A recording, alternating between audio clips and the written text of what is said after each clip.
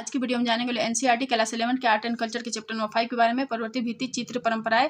तो प्रवृत्ति भित्तिक चित्र परंपराएं अजंता के बाद भी चित्रकला के बहुत कम पुरास्थल बचे हैं जो चित्रकला की परंपरा के पुनर्निर्माण के लिए बहुमूल्य साक्ष्य प्रस्तुत करते हैं। गुफाएं खोदने की परंपरा भी अनेक ऐसे स्थान पर चलती रही है जहाँ मूर्तिकला और चित्रकला दोनों के एक साथ उपयोग होता रहा है।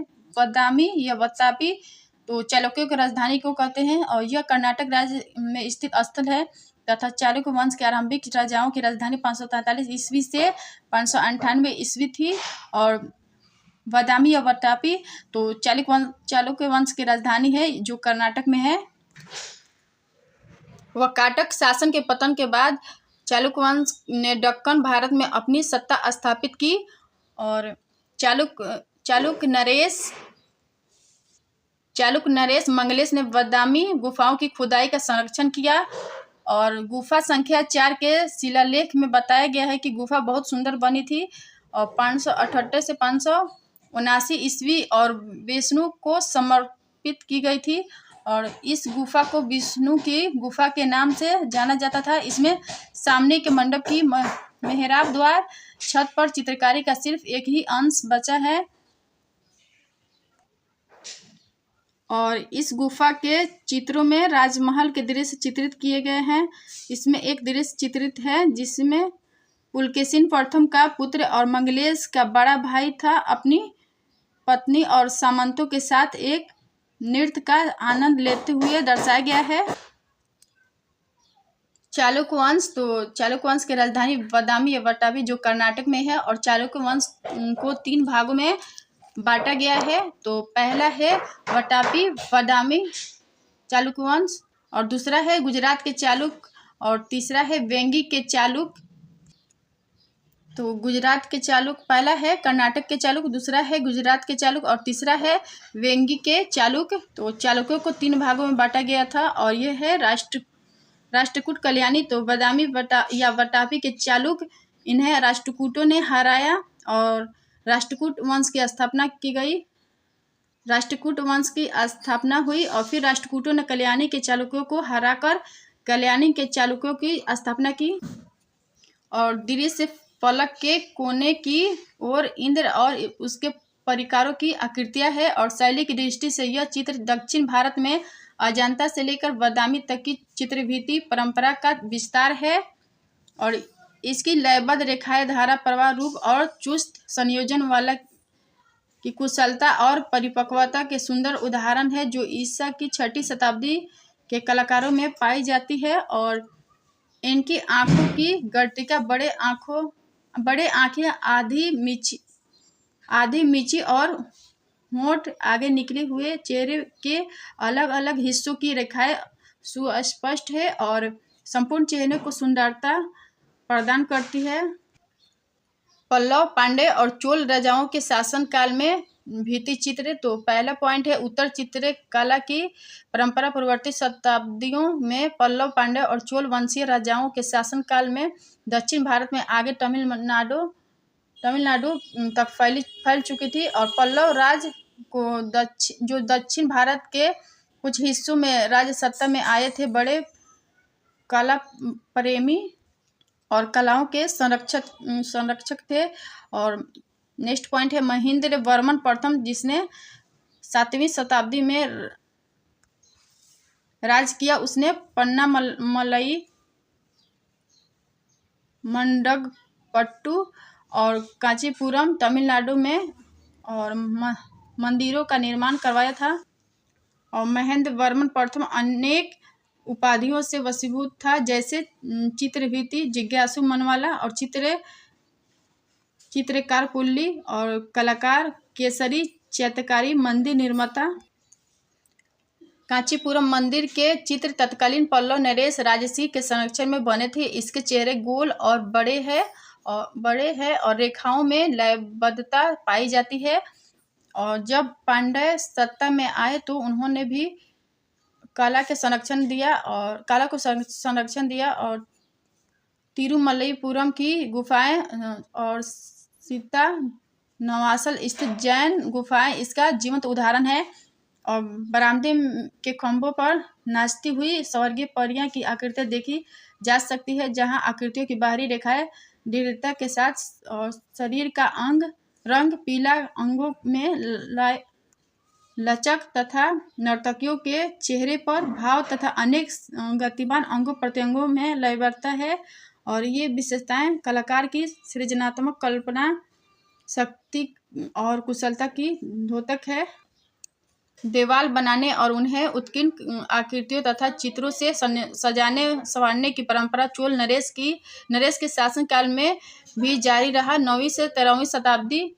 और नेक्स्ट पॉइंट है आगे 11वीं शताब्दी में जब चोल राजा शक्ति के चरम शिखर पर पहुंचे तो चोल कला और स्थापत्य कला के सर्वोत्कृष्ट नमूने प्रकट होने लगे और तमिलनाडु में तंजावर और गांगेकोड, चोलपुरम और दरासुरम के मंदिर क्रमशः राजराज चोल पुत्र राजेंद्र चोल और राजराज चोल द्वितीय के शासन काल में बने। और चोल काल में सबसे अधिक महत्वपूर्ण चित्र बृहदेश्वर मंदिर तंजावुर में पाए जाते हैं। ये चित्र देवाल के संकीर्ण परिक्रमा पथ की दीवारों पर चित्रित किए गए हैं।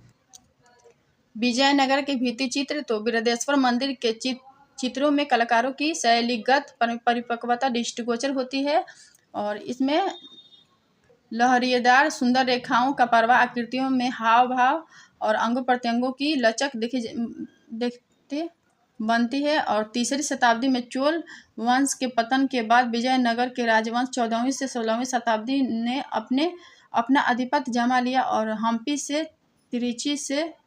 त्रिची के समस्त क्षेत्रों को अपने नियंत्रण में ले लिया।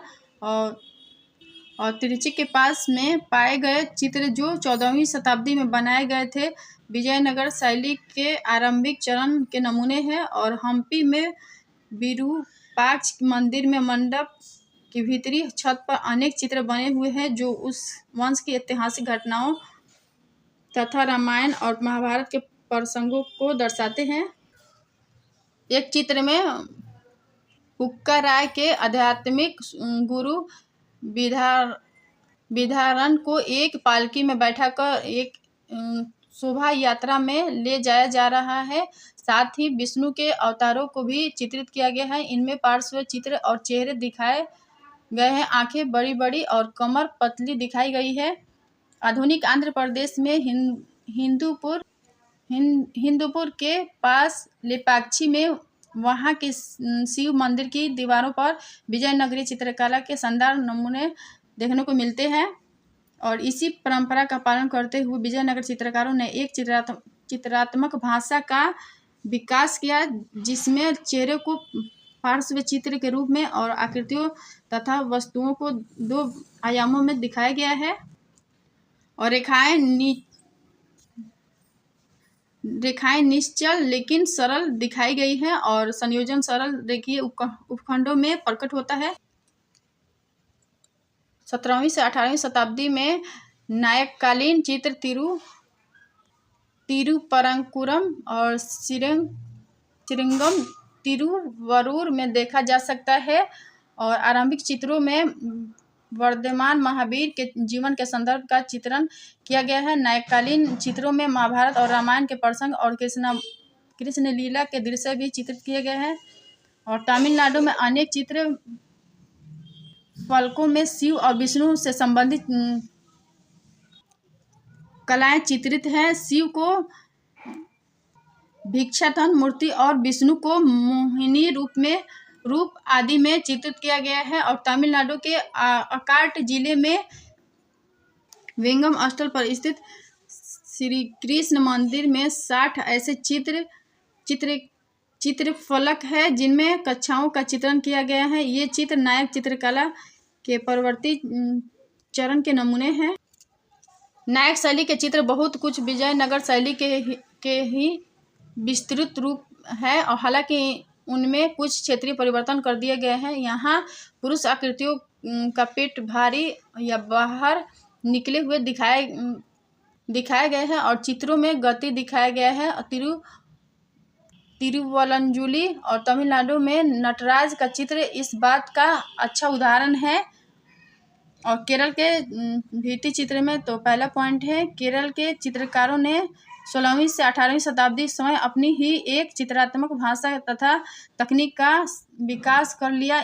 इसमें कंपनशील और चमकदार रंग का प्रयोग होता था तथा मानव आकृतियों को त्रिआयामी रूप में प्रस्तुत किया गया।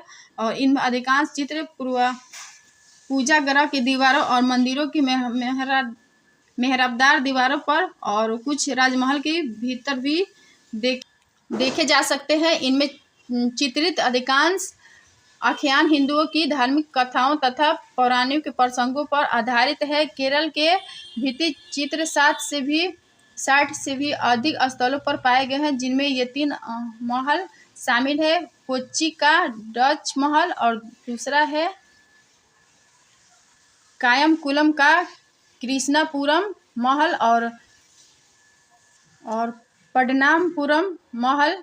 और केरल की भित्ति चित्रण परंपरा की परिपक्व अवस्था दृष्टिगोचर होती है। वे है पांडिकपुरम का कृष्ण मंदिर और पन्नाचरन काऊ और तिरुकोडिथानम और तिरुपेचार का श्री राम मंदिर और तिरुसूर का वाडकुनाथन मंदिर।